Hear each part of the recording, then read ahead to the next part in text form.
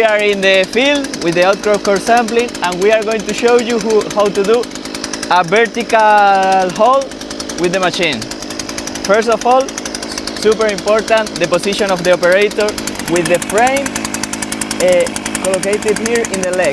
Use protection boots and start a bit with inclination and then start going horizontal.